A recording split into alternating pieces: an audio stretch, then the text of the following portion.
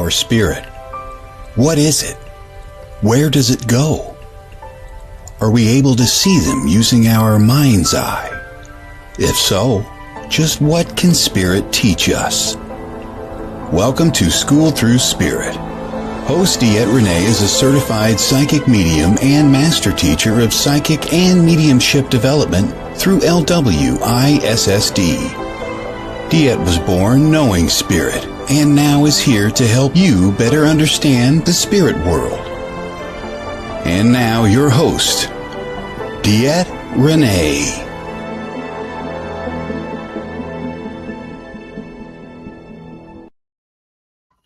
Good Monday morning, everybody. This is DeEtte here on School Through Spirit with the Edge Network.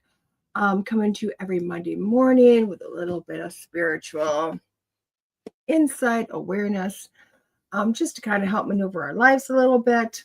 And as always, we end our show with our 5-card stud, in which we actually highlight a new deck every single week. Okay. The reason we do this is because I don't know about you. I've always had a difficulty going into places and going, oh my God, what deck do I want?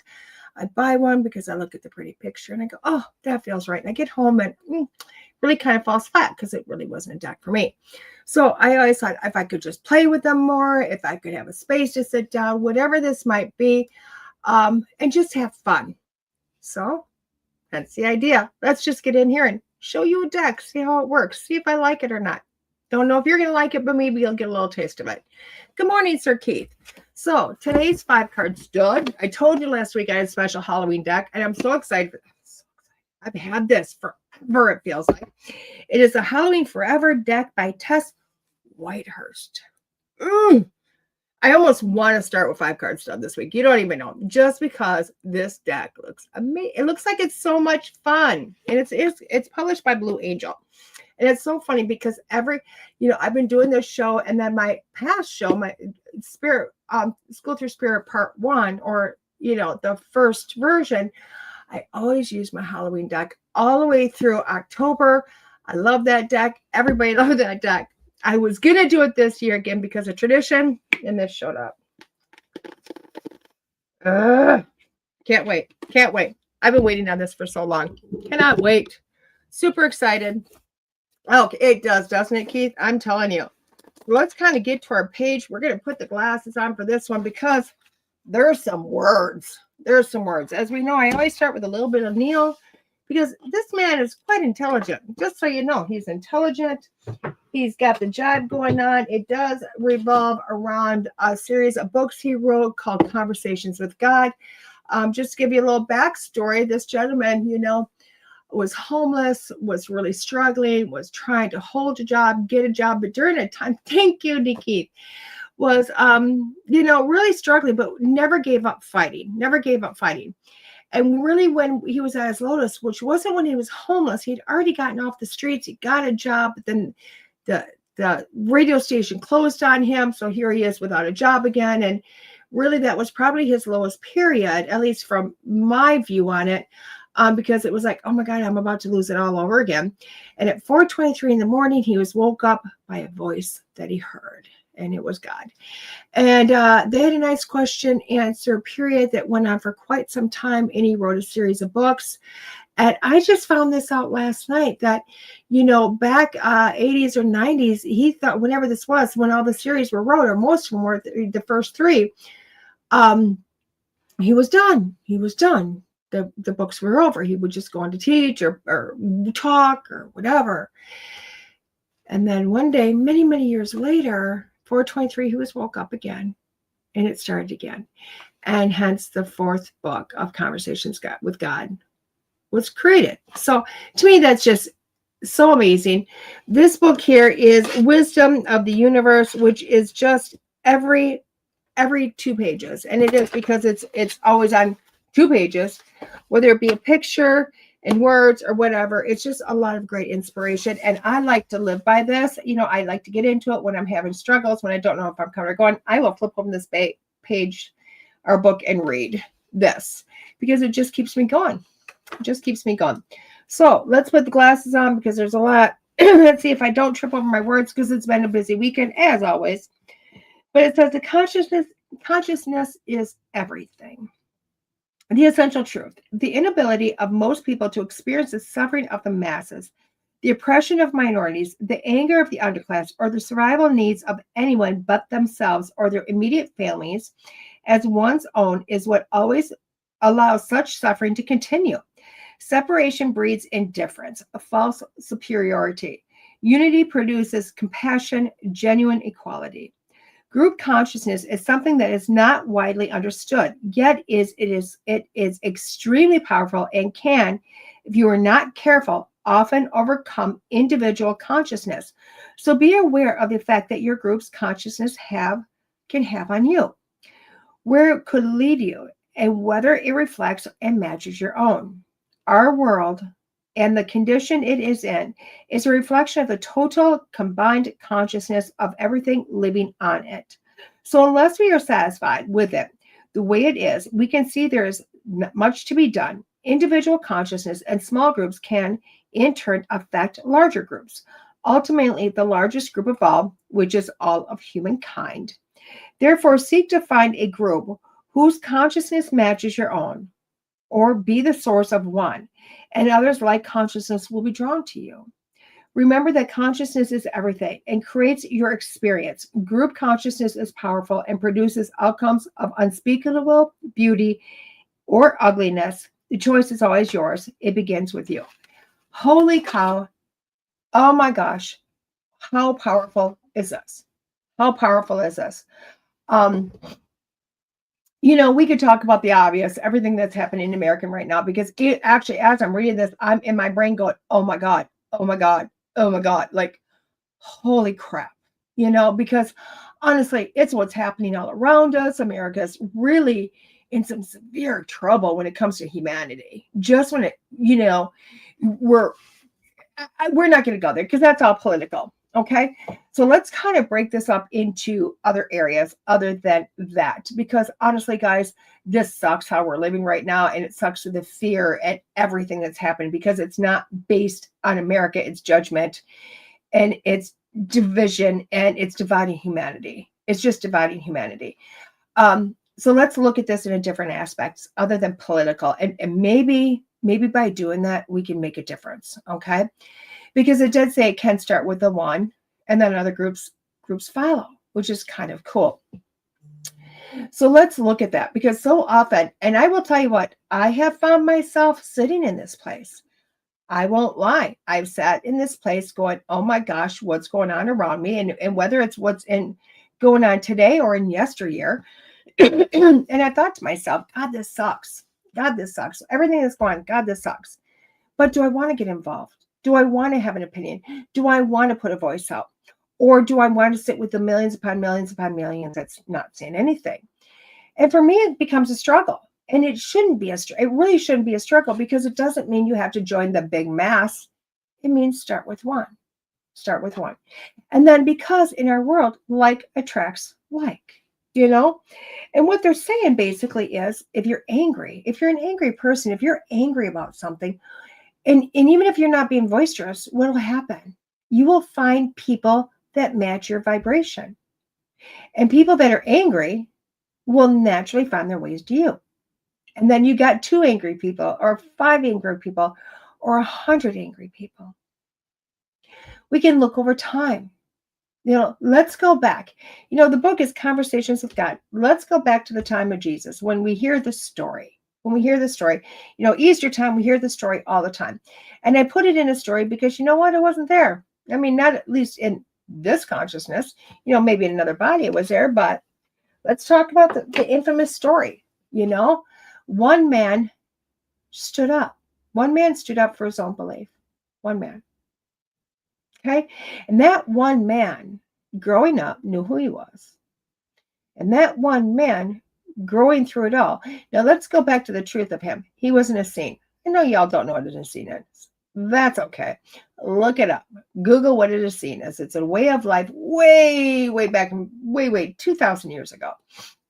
But he was an Essene. Okay. And the Essenes were really a hidden group.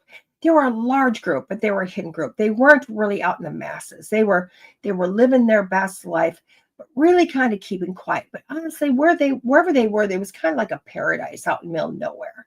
Why? Because they were self-sustaining. They had their own animals, they had their own food, they were able to garden and grow and grow as a population, and they had an insane longevity of life. And that's what he came from. Okay. So even though it seems like it was a man of one, he was not. He was a one of many, is what he was, because he came from a group of people that's not widely known about. But that one man decided to separate. He decided to go on a journey. He decided to spread his message. And he did. One man did this. And as he walked, and he walked a long time, like days, weeks, months, years, more people grew. More people followed him. Did he become one of the masses? No. But his message was being heard, according to the story. And like attract like. People that wanted difference, people that wanted change, people that wanted a better life. They went, wow, this sounds really good. Let's join his journey. Let's walk with him. Let's spread his message. Now, as the story continues, some people were fearful. Some people were scared. And those ones stood up and opposed. One person opposed, then two people opposed, and then more opposed. More people opposed. And then you had the middle section of the people that stayed mute. And those are the people that literally, as it says, choose to stay to their own. Doesn't matter if you don't choose to jump in. If you choose to stay your own, you're not really affecting anything one way or another. So there's this huge group of fearful people, or people that want to keep out of it. So you essentially have three masses of people. Unfortunately, so often anger outweighs the good, because anger comes with fear, anger comes with threats, anger comes with all those wonderful things. And when that happens, humanity starts to become endangered. It's just endangered. And according to that story, what happened? The ones that were fearful, the ones that were angry, brutally punished the one that they felt started the movement. Now, did that end the movement? It did not. Did his followers go underground? They did. Why? Because they were fearful. And they started to join the group of the mutes, the ones that weren't going to say anything, the ones that kept their mouth shut. And they waited. And they waited until all of a sudden they realized they could no longer do this. And they started to grow again. They started to come out and talk in small areas. And then like attract like. And what happened? Religion was born. Christianity was born. It was born off of one person starting to make a difference. Now, whether that's still the message is still the same as it was 2,000 years ago, probably not. But it's just being used as an example, because it's probably the biggest example people can understand. Now, again, guys, we're not talking religion here, because this show is not about religion, but is it about an example to show you what the message is today? And somewhere within your life, you've either sat on the angry side, you've sat on the side that wants you feel what's going on, or you stand on the side that's mute. There ends up being three sides, and it's like a big old triangle. But the problem is, and here's the problem, when you have one side of the triangle that's forceful and angry and threatening, it starts to dwindle down the numbers of the ones that are feeling humanity, because the ones that are standing up and caring, and they're honestly feeling humanity, they're not feeling themselves, they're feeling everybody around them. They're standing up to try to go against anger. They're trying to go against the hurt that somebody else is feeling. And a lot of times the people that are mute, they really are seeing it. They're kind of feeling it. They're not quite getting it. It's not quite affecting them yet. They're watching it like it's a TV show. And they've made themselves numb so they don't have to feel the humanity of things. And that's not where you want to be. That's not a place to be at. Why? Because you're not helping either side, are you? And it's not a pick this side or pick that side. Because when you jump on humanity and you start to feel what's going on, that's when change starts to happen. That's when you actually become human. And I'm going to say those words, human. Because human, what that means, it doesn't mean that you have a brain that's intelligent and superior over everything, because it's not. That's not what humanity is. Humanity is not being superior to somebody else. Humanity is the ability to feel for people around you. That's what humanity is. That's what our greatest gift is that we can feel. We can understand. We can empathize. We can stand up and do something. And that's what being human is. Okay? You go to the zoo. You go to the zoo. And it's a really amazing thing. Go sometimes, if you ever have the chance, go to a zoo if there's cubs in the lion's den being born. Or maybe safer, just watch it on the Discovery Channel. But it's a beautiful thing. It's beautiful because when a lion and a lioness get together, it's beautiful. The lioness, that's the hunter. Everybody thinks the lion hunts. No, it's the lioness. She's the one that goes out and kills. She's the one that hunts, savagely grabs, kills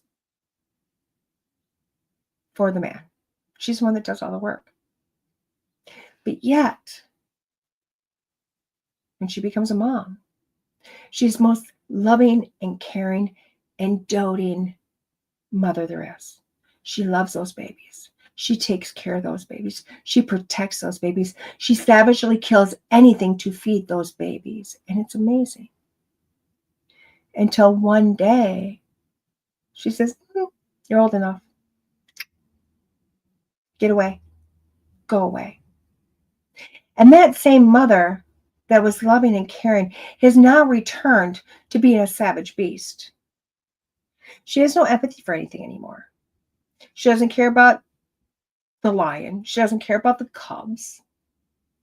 She's back to her role. There is no empathy for anything.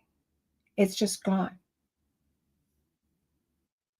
Now, does she have the ability? She probably has the ability to continue to care, but she chooses not to. She just chooses not to. And that's a difference between a lion or any other animal and the human race. Is that we have that ability to have empathy. We have that ability to watch something and cry. We have that ability to watch something and feel it, to experience it without experiencing it. That's why the Hallmark Channel is so damn popular and continues to go. I mean, come on. It's the same story over and over again. Same actors over and over again. But it always grows in popularity. It's never going to go anywhere. Why? Because it is drawing on the humanity to be able to watch something and be moved and cry over and over and over again. And it makes them feel good. They've figured it out. And we have that ability. But the problem is we also have the ability to turn it off. And that's not good. Because when we turn it off, we start to not make the decisions that we need to make.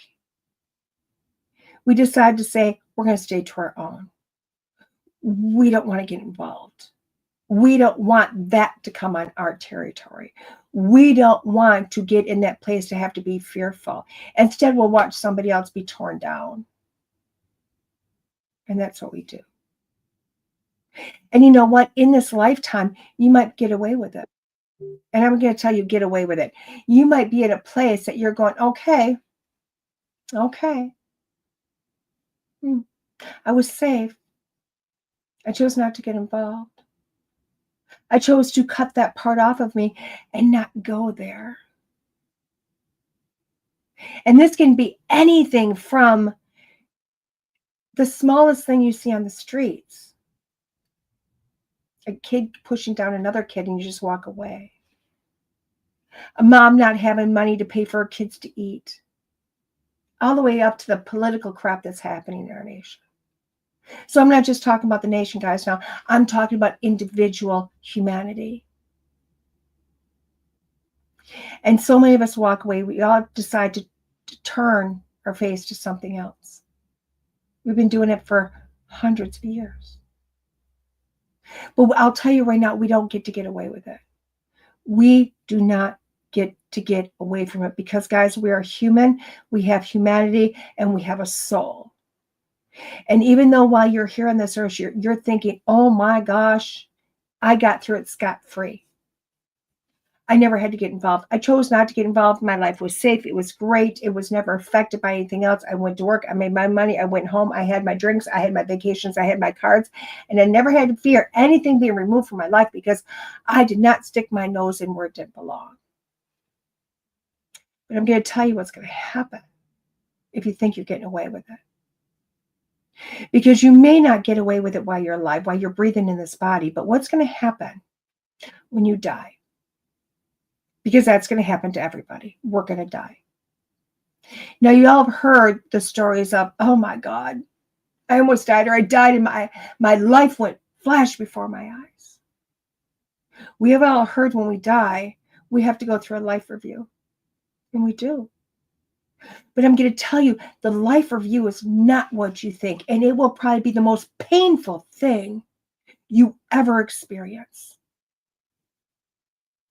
Because if you lost your humanity while you're alive, you will regain it in death. And this is why, and this is not to make you fearful, guys, it is to show you that you're going to experience it. Because that life review, you get to see your life again. All of it, all the beauty of it. And it is beautiful. But you don't get to see it from your eyes. You get to see it through somebody else's eyes. You get to see how your yeses and nos affected your children, how they felt. So every time you tell your child no, for whatever good or bad reason, you get to see how they felt. You get to feel how they felt in that moment. If you smiled walking down the street to a total stranger, you get to feel how that made them feel. But at the same time, when you were angry and you express that to somebody else, you get to feel that too. You get to feel how you made somebody else feel. You also get to feel when you walk by the homeless guy and didn't even smile at him. You get to feel their pain. You get to feel their sorrow. You get to feel their loneliness. You don't get to feel the moment that you walked by and didn't smile. You don't get to feel the numbness that you had. You get the honor of feeling your lack of doing anything made them feel. You get to feel the lack of humanity, the lack of empathy that you did not show to somebody. And I don't know about you. I don't want to feel that when I die. I want to feel the joys that I gave to somebody. Now, I will tell you, every homeless person I see, I am just as not involved as everybody else. I drive by. I try to look the other way. I don't always do that, though. I have been the person that rolls down my window and hands out $20 that I have. It's when I let humanity get to me. I let my humanity creep in. And I go in my wallet. Whatever I have, I give. And I know there's a lot of people say, don't do that. Why not? I can remember one day, and it's still brought up all the time by my grandson because he was with me. And we're going to a larger town that's above us. And I'd stopped at the gas station to get him and I something to eat because we were both starving. And he ate all of his lunch because, you know what, he just starves it down. And I got a package that had 2 halves of a sandwich. And I cannot eat 2 halves of a sandwich, guys. Sorry to say it, I can't do it. I was able to get, just under 1 half in me. And I had this other half. And I think it was egg salad. It was something that I know was going to get thrown away because it was going to spoil. It hadn't spoiled yet, but I knew I'd end up getting thrown away. And we're driving, about to take a left into the mall, and we're at the stoplight. Stopped. And my grandson goes, Nani, who's that? He says, the guy that's struggling. He says, what's his sign say? And I said, it says he's hungry. Does anybody got anything and he wasn't even asking for money. He just said he was hungry. Can you help me out? And he goes, Nani, we got money. I said, honey, I got no cash. I said, but I got to have a sandwich. He goes, Nani, can you give him your sandwich? I said, yeah, I can do that. And I rolled my window down. Like that old-fashioned, rolled my window down. And I said, sir, this is all I got. And he gave me the biggest smile. He took it. And this man didn't put it in a pocket. He didn't walk and put it in a bag. He instantly opened it and put it in his mouth as fast as he could. This man was starving.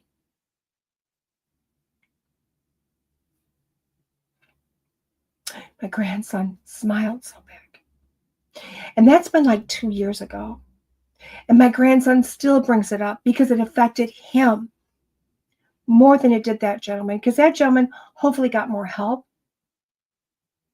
It affected my grandson. Why? Because my grandson he had a humanity. He had an interest. He had a question. He got an answer. What can we do? And we did what we could. And that little boy in that moment felt his humanity, expressed his humanity, and made a difference. Because I may not have done that if it wasn't for him. That moment has opened up my eyes to so many things that I can do. And it does start with one person. Whether it be a smile, an acknowledgement. In the wintertime, taking off your gloves and handing them to somebody because you've got pockets and they don't. Telling a bully to knock it off. Picking up a child off the ground. Whatever it might be, feeling somebody else's pain and their sorrow and their happiness. That's being human. And that's really where we need to start together, guys, as a population. Now, I know we got really big things happening here on our soil, on the United States soil. It's huge. And this type of stuff has happened all over the world. But how do we combat it? It's not necessarily going to the big White House and protesting there, because, yeah, that's a voice. It's a great voice. And I'm not telling you not to protest. But how we start to combat the big bear is with a smile. It's with humanity. It's with allowing yourself to feel somebody else's pain, somebody else's discomfort, and trying to make a difference in that moment. Because trust me when I tell you that one small moment is going to affect somebody else, and it's going to be a chain reaction. And when you get enough people showing up and feeling somebody else and trying to do something to make somebody else feel better or to help share in yours, that's where we're going to start to see change. That's when we're going to see a difference. And that's when we're going to start to see things like borders disintegrate. For all the time, the world has said, let's put up borders, let's put up boundaries. All we're doing is ignoring our humanity. All we're doing is showing people that we are not going to be there for humans. We're not going to be there for other people. We'll be there for the whales. We'll be there for the wildlife. And gosh, they have no boundaries. They have no borders. We'll take care of them. But we won't take care of humans. So I want you to take a moment today, and I want you to think, how can you make a difference? How can you show up and be human? How can you show up and have humanity? Smile. Look at somebody and just go, you feel like you need a hug, and you don't even have to know them. They might take it, they may not. Even if they don't, they're going to think about that all day. And you're going to make a change in them. Allow yourself to open up, allow yourself to feel. Allow yourself to start to make a difference. It's going to be one small thing at a time. But trust me when I tell you, that's going to grow, and that's going to build, and that's going to start making changes everywhere. Everywhere. So please, just for today, show up. Be human. Allow your humanity to show. And let's see if it can be contagious. With that being said, guys, we're going to take a station break. And when we come back, we're going to do our 5-card stud here on School Through Spirit with the Edge Network. See you in a few. Do you or someone in your family suffer from nightmares? Is your home cluttered and you can't seem to clear it out? Your home or office may have low vibrational energy, and it could be impacting you and your family. Using the ancient techniques of dowsing, Master Dowser Annette Regalo can raise the vibration of your home or office by identifying and curing stress lines and negative vortexes that may be creating disharmony in your home or office. Annette has over 20 years of dowsing experience and is passionate about creating high vibrational spaces for others to live and work. Contact Annette today at 612-394-3736 or AnnetteRegalo.com. Attention, curious practitioners in the realm of transformative experiences, holistic wellness, intuitive guidance, and metaphysical arts. Are you ready to expand your horizons and take your practice to new heights? Join the Edge Partner Directory, where your expertise can shine and your services can transform lives. We are dedicated to creating a community of practitioners who are as curious and passionate as you are about guiding others on their journeys of self-discovery, healing, and growth. As a member of the Edge Partner Directory, you will connect with a network of like-minded practitioners who share your curiosity and passion for exploring the depths of human potential, and showcase your unique offerings to a diverse audience of seekers actively looking for transformative experiences here, there, and everywhere. Embrace your curiosity and take the next step in your practice's journey to becoming an Edge Partner. Learn more at edgedirectory.net. Again, go to edgedirectory.net. Hey everybody, welcome back to School Through Spirit on the Edge Network, where we just bring some awareness, hopefully to help us wake up a little bit, enjoy our lives a little bit more, get a little bit more out of our lives. Sometimes just give a little bit of explanation so that we can kind of continue to be a better person. I don't know, just be a better you individually. So let's get into our 5-card stud today. Again, it is a Halloween Forever Oracle deck. This is by Tess, Whitehurst. This is a Blue Angel deck. It is the week of spookiness, which is, again, okay, let's go back a little bit. Okay. So what is Halloween? It is All Hallows Eve. All Hallows Eve. Not necessarily a day of candy. Okay. Just so you know, not necessarily a day of candy, but All Hallows Eve really is born from a community of, I do believe, pagans. Probably goes back further than that, but it is really where they kind of honored their ancestors, those people that had died. Now, ancestors, we always think, I know people go, oh, connect to my ancestors. I'm thinking, what? People that died 200 years ago? What are you talking about? And ancestors really are is everybody that passed away before you. Okay. So that's your ancestors, which will really, I'll tell you what. So if you have a child that dies, guess who's now your ancestor? There you go. So that's what ancestors are. It's literally communicating or honoring those people who, I know, Tim, isn't it crazy? I hit it from them, but I'm going to show them when they get home. So, it's Hallows Eve. So, All Hallows Day is November 1st. That's the day of it. Okay. But in preparation, people would start the night before, honoring their ancestors, honoring those people that passed away. And it's a time of remembrance is what it is. You also have the harvest around that time, the New Year's at that time. Like I've told a lot of people, for me, New Year's Day really becomes November 1st, not January 1st. It gives me 2 months to practice per se. So, this year, on New Year's, for November 1st, I'll be thinking about, those changes that I want to make. It also says that this is a time the veil is thin. Okay. So this is when that veil is thin. Why? Because we can communicate with those on the other side a little bit better. Now, as time went on, excuse me, my nose is itching. As time went on, they want to scare, because somebody got the idea, and maybe it's true, maybe it's not, that the boogeyman also came out. The entities, the demons, the devils, oh my, came out. So if we don a mask, we will scare the negative away and be able to allow our loved ones to come through, aka Halloween begins.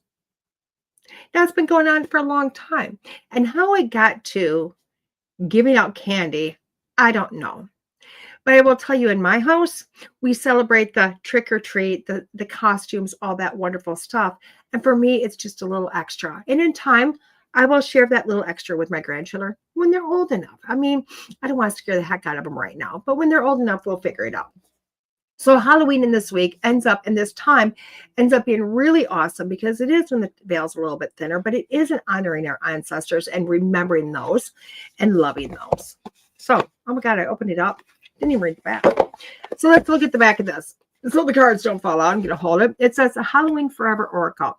Step into the Halloween Forever Oracle, where the veil between worlds is perpetually thin, drawing inspiration from traditions like Samhain, I can never say it, Samhain, and de los Muertos. I can never say that either. It's the Day of the Dead. This oracle offers year-round guidance and answers from the realms of spirit and magic, featuring the artwork of world-renowned Jasmine Beckett Griffith and the whimsical words of Tess Whitehurst. These cards invite you to embrace the eerie and enchanting as you unveil the keys to the happiness, personal power, and healing. A glow-in-the-dark party awaits you, enticing you into a journey of self-discovery. Dare to embrace the shadows and explore the depths of your soul in this delightfully secret and spooky realm, where every day is Halloween. Kind of cool, huh? In my world, every day is Halloween, just so you know. When I can connect and speak to a loved one on the other side, to me, that's just connecting again. What's that love? Won't even lie. Extra piece of paper. Never know why. I'm sure there's a reason for that paper. I don't know what the reason is. Let's get the book gets a little bit bigger. So I'm really hoping we got big, pretty pictures. Oh, we got little pretty pictures, but I will take it because you can still see the details. And I'm about the pictures, guys. I am about the pictures. Why? Because Oracle decks, you can throw the books away. For the most part, most decks, we can take that book and ship it. Why? Because when you have really good artwork, I will tell you what, this is where you're going to get your information in these pictures, in the details. Now, I'm not taking Tess and saying she wasn't worth the writing, because all of her words are very much worth the writing. But you know what? When they pick a really good artist to go along with it, their ideas, their wishes, all of that is expressed through this. Okay, through this. So somebody that created a test, I can tell you right now, she created an amazing deck, and then she picked the right artist because she was able to tell them what the card was about, and they created it. And that's what that's about. So I do love it when a deck shows these amazing pictures that you can see. Why? Because decks become heavy. You can throw this in your purse. You can throw this in your card center console and use it just as beautifully as you can the deck. Okay. So I do love that. That's awesome. The imagery is just, it's amazing. It is very playful. They are little girls. I mean, it's playful. It's fun. It's big eyes. It's awesome. But the imagery with it is also fantastic. So let's get into our 5-card stud. Let's see what's going on here. Good morning, everybody from Instagram. I just switched over. Good morning. Good morning. Glad you showed up today. And Facebook and every place else that everybody is. Let's open this wonderful deck. By the way, the box, guys, actually was quite easy to open, which shocked me because it's never easy to open for me. So I love it. So even though it was one of those beautiful Dex said, I go, oh my God. Voxel said, I go, oh my gosh. It did open. Super happy about that. But let's get into our 5-card set. So 5-card set, how are we playing this, guys? It is literally, I'm going to shuffle these cards. I am going to read 5 of the cards individually. Your job is pick a number 1 through 5. Okay. That is yours for the week. Because really when I'm shuffling the cards, what I'm thinking about is what does everybody need for the next week? What do we need for the next week? And I shuffle the cards and then we pick them just like we would in normal reading with cards. Okay. Now you can pick 1 card. You can pick 2. You can pick all 5. It's up to you. Or you can wait until I get to the end and do all as a reading. So I'm going to read into each individual card as an individual reading. And then like you would with any oracle, set or tarot, I'm going to put them all together and say, what do they mean all together, coming together? And we're going to talk about that. Okay. So you can get up to 6 readings. And if you're really clever, you can have multiple issues and number them. Just go from there. Okay. So let's shuffle these cards for a moment. Ask the cards, what do we need to know for this week? And see what happens. We already know we love the imagery. Let's continue with that. Okay. So card number 1 off the top is Conjure the Dragon. Conjure the Dragon. Now, I love this because people don't realize is dragons, they're not just mystical and whatnot. They really are real. I know, it's kind of magical, isn't it? They really are real. Dragons work for us, okay? And people don't understand that. Dragons are workers. In mythology, they show dragons as being something that is terrifying. There's something to be feared. There's something that says, oh my God, they're going to hurt you. They're going to blow fire at you, whatever else. But in reality, what a dragon is, I have a couple of dragons, believe it or not, guys. I'm not going to tell you their names. They're mine to know. I have a couple of dragons. And when I need work done, I ask my dragons to do the work. I give them a task. They go out, they do it for me. They bring it back to me. It's magical. It's amazing. And that's what conjuring a dragon is. It is asking your dragon to come to you. Now, you might see it in your mind's eye. You might hear the words in your head. It's kind of like a psychic thing, believe it or not, but we're all psychic. So there you go. But conjuring a dragon is saying that, you know what, you're not in this alone. You're getting a helper.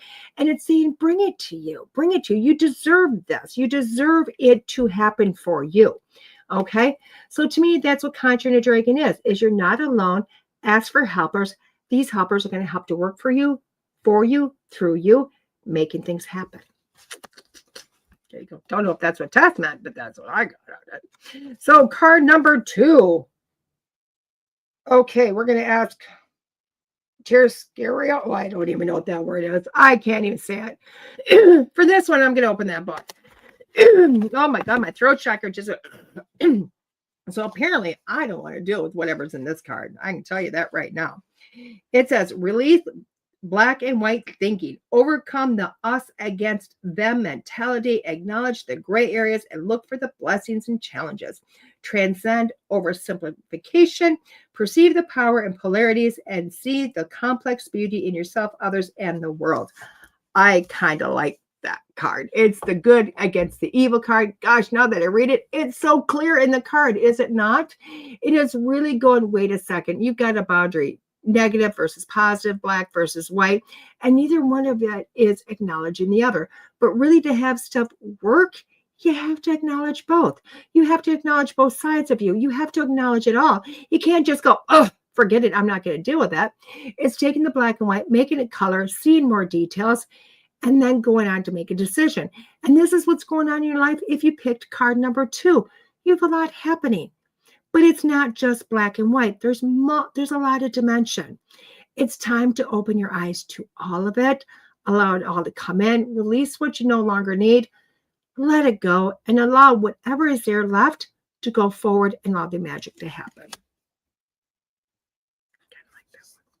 Card number 3. Card number 3, they're kind of sticky. Card number 3, Voodoo and Violet. Voodoo and Violet. Oh my gosh, Voodoo and Violet. Now that card could go either positive or negative, the way I'm looking at it. That's kind of what I thought it was. So basically, it's exactly what I thought it was. Because voodoo isn't necessarily negative, but it does have a negative connotation.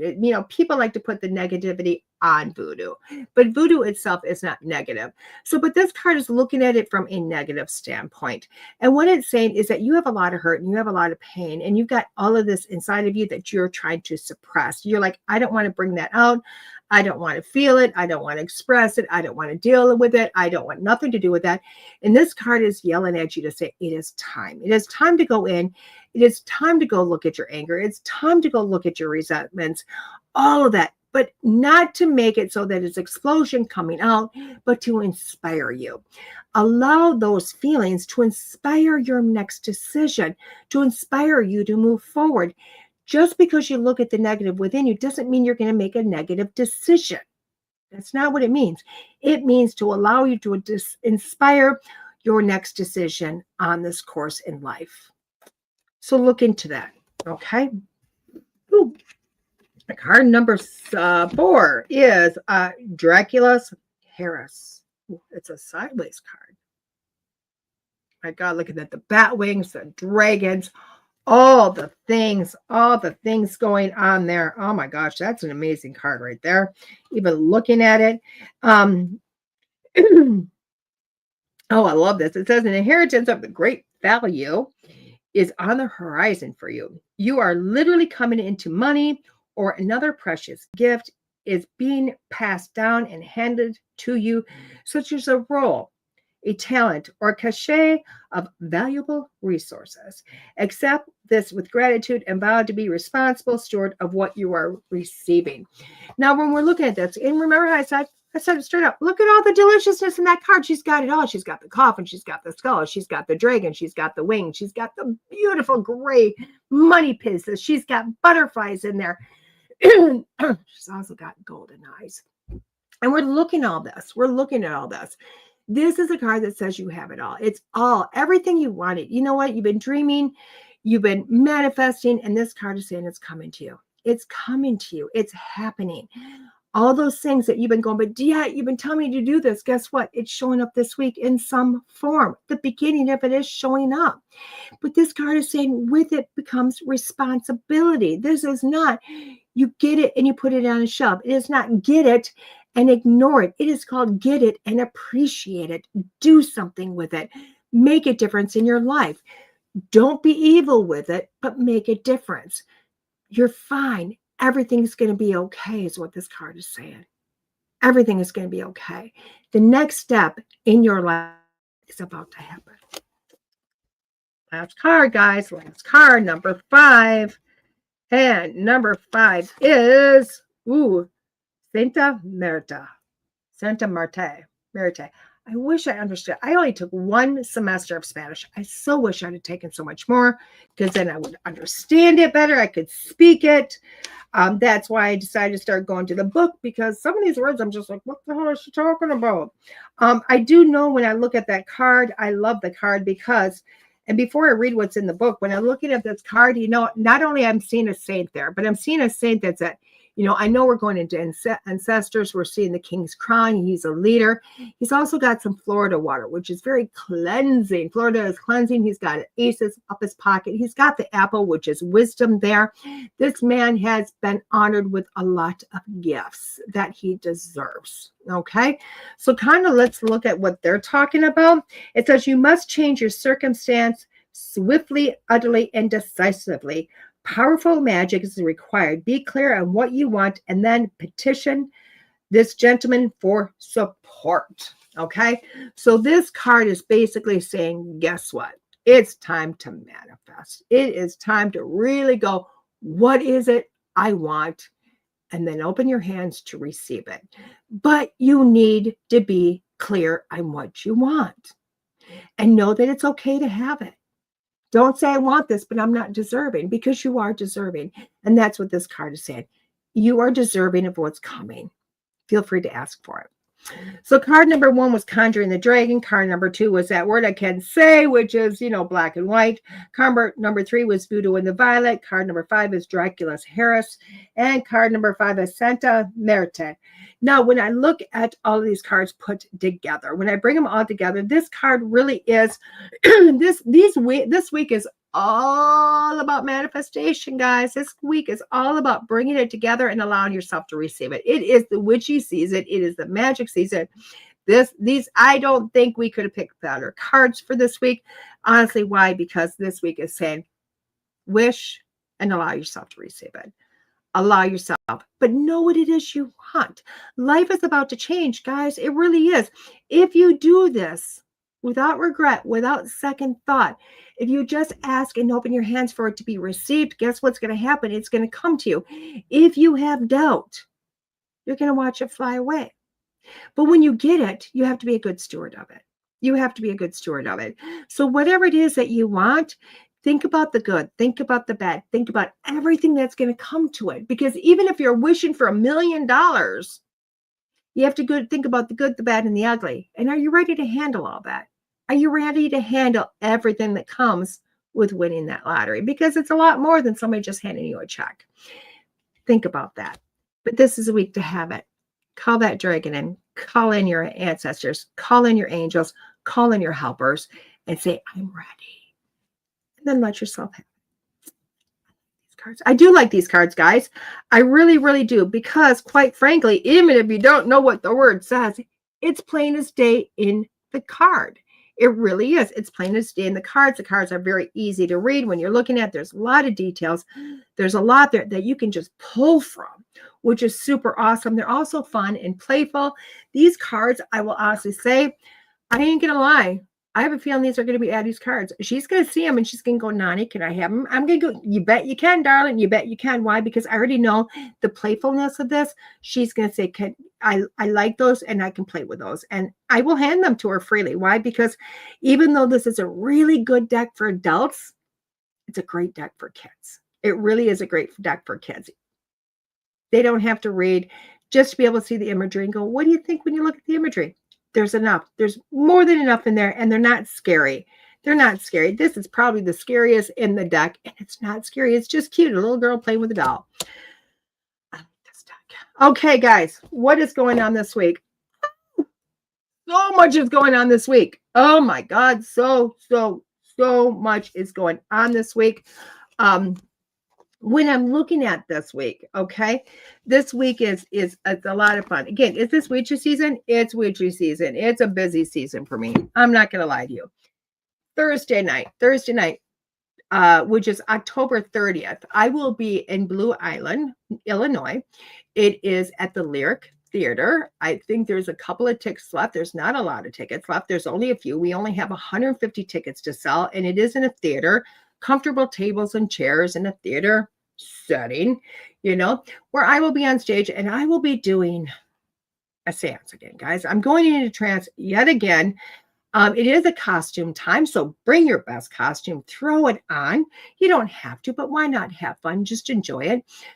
Larry Eisler III and Neil Gibbons will be doing some magical moments of talking about some amazing things. They're going to go on for about an hour, hour and a half, where I'm going to be hidden somewhere backstage. I have no clue, because I don't get to partake in that part. When it's my time, I'm going to come out on that stage. I'm going to sit down. I'm going to go into a very deep meditation, into a trance, into a seance, and I'm going to bring through whatever comes through. Hopefully it's your loved ones. So really, it's a great time. We're really going to kind of, ask for the ancestor, ask for your loved ones to come through and give beautiful message to as many as we possibly can. Now that's Thursday night. Going into this weekend. I know. Thursday night's huge.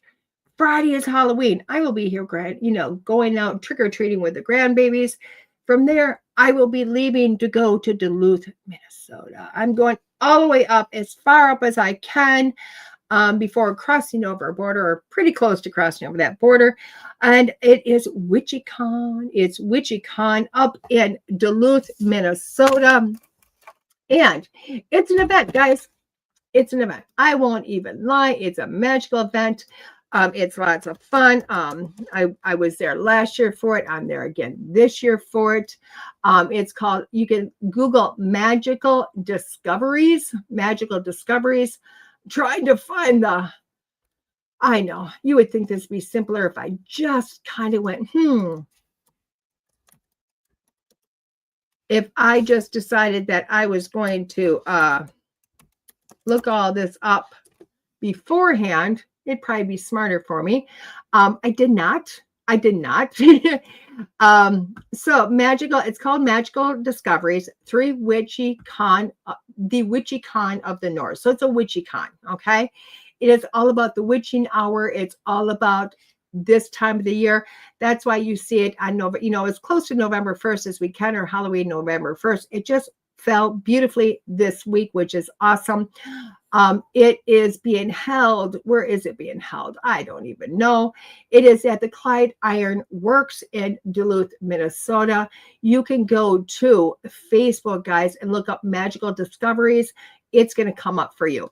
Now, what is going on there? Some amazing things are going to happen this time. You have Tim Bear. Yes, you see his name every week in the comments. Mr. Tim will be there. He is our author. He is a special guest. He is bringing his books.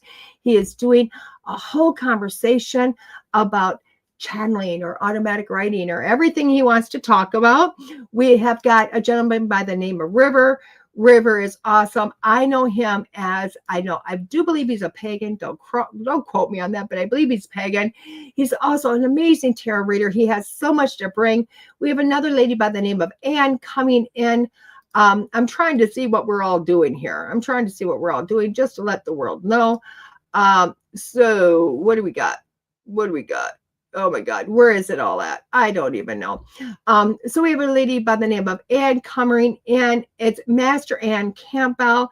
I do believe she's a healer. Don't quote me on that. I'm sorry. So much going on. I'm just looking for all the information. And then we have myself. Now, I will be there Saturday night. What am I doing? Guys, I am coming through and I'm doing another seance that night. Yes, another seance where I am going to go into trance and again, bring through either your loved ones, my higher guides, whatever's going to happen. We never know what's going to happen. I'm just showing up, you're showing up, and really it's up to spirit. Okay, it's really up to spirit. So who are these people? We have got River. He is a pagan, a veteran. Okay, we have got Anne. She is a Reiki master.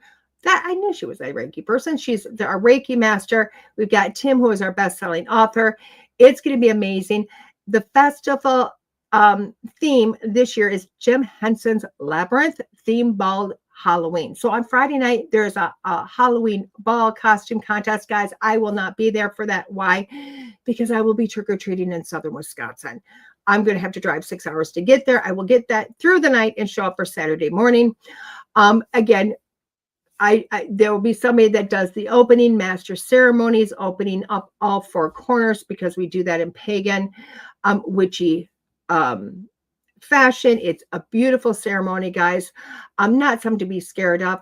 And then we turn around again and have my seance that night. My seance is from 7 to 9 p.m., which means at 7 o'clock, I'll be saying, hi, how we doing? Blah, blah, blah. Here are the rules. And I'm going to basically go to sleep for 2 hours, where you can come in. That is an extra price of $45 for that ticket. But I will tell you what, from what I understand, those tickets are almost sold out also.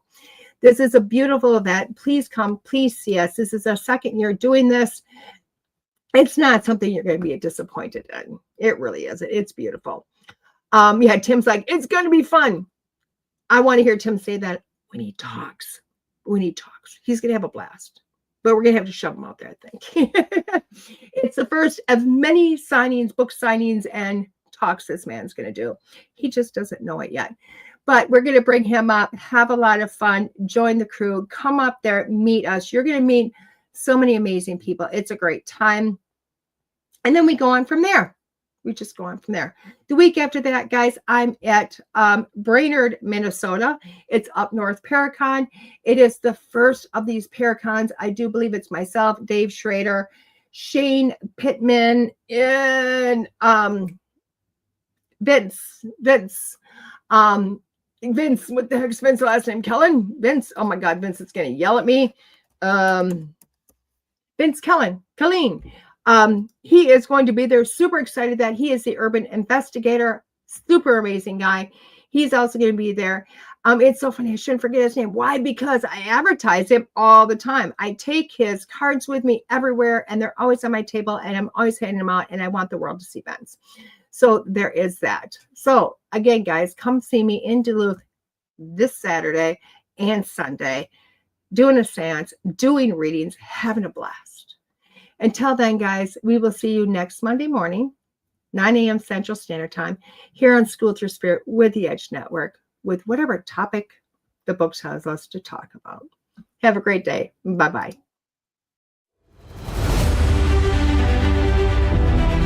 There are psychic mediums, but there is nothing like DeEtte. Let's face it, we all struggle time and again. But if you seek the clarity you deserve, then you need to seek DeEtte.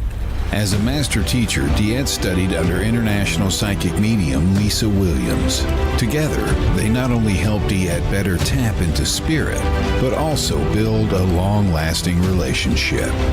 So many psychics tell us what we want to hear, and that just won't cut it with DeEtte. She tells you what you need to hear. No sugarcoating here. To book a reading with DeEtte is simple. Just visit her website, DeEtte.us. That's DeEtte.us. And follow the Yellow Brick Road to connect with DeEtte. Don't just sit there and ponder those questions. Ask them and let DeEtte guide you every step of the way. You need insight now, and DeEtte can help. Just visit DeEtte.us. That's DeEtte.us.